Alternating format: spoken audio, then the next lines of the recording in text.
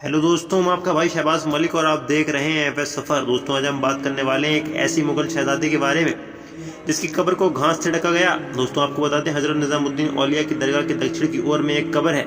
ये जालीदार संगमरमर के पर्दों से घिरी हुई है। दीवारों के नाम पर बस पर्दे ही हैं। इसके ऊपर छत नहीं है। इसे देखकर नहीं कहा जा सकता कि यहाँ कोई शाही शख्स भी दफन हो सकता है।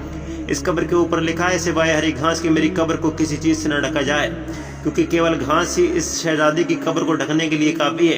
ये कब्र है मुगल शहजादी जहांआरा की, मुगल बादशाह शाहजहां और मुमताज महल की बड़ी बेटी की। जहांआरा की सलाह के बिना उस समय कुछ भी होना मुमकिन नहीं था। बड़ी ही खूबसूरत, धनवान और बुद्धिमान थी, मगर खुद के लिए उन्होंने शानदार मकबरा नहीं बनवाया। सूफी विचारों से प्रभावित इस शाही महिला ने इंतकाल के बाद दफन होने के लिए हजरत निजामुद्दीन औलिया की दरगाह के पास की जगह चुनी। जहांआरा ने ही शानदार बाजार चांदनी चौक का डिजाइन तैयार किया था। इसके अलावा शाहजहानाबाद में कई इमारतें बनवाई।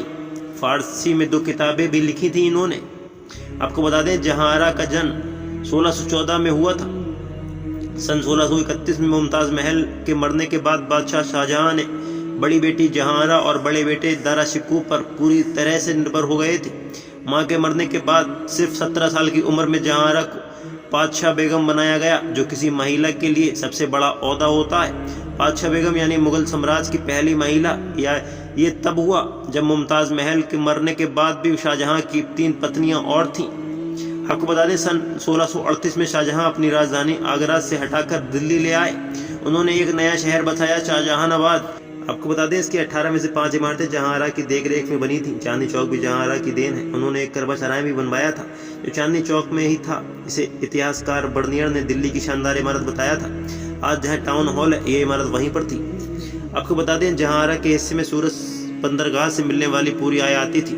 मुमताज महल के इंतकाल के बाद जो उनकी निजी संपत्ति थी, उसे शाहजहां ने बांटा। इसका आधा हिस्सा जहांआरा को मिला, जबकि बाकी आधे में सारे बच्चों को दे दिया गया। ऐसा कहा जाता है कि उनका खुद का एक पानी का जहाज भी था, जो डच और अंग्रेजों से व्यापार करने 7 समुद्र पार जाता था। जहांआरा को संस्कृत महिला माना जाता था। आपको बता दें, आगरा के किले के बाहर अपने महल में वह रहती थी। उनके अलावा किसी शाही महिला को ये आज़ादी नहीं थी। यहाँ तक कि उनकी छोटी बहन रोशन आरा भी किले में ही रहती थी।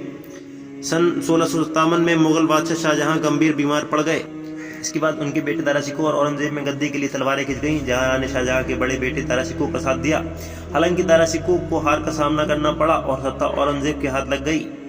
औरंगजेब ने पिता शाहजहां को कैद खाने में डाल दिया। जहांआरा भी पिता के साथ जेल में देखरेख के लिए रहने लगी। खुद का विरोध करने के बावजूद औरंगजेब ने जहांआरा को पातशाह बेगम बनाया।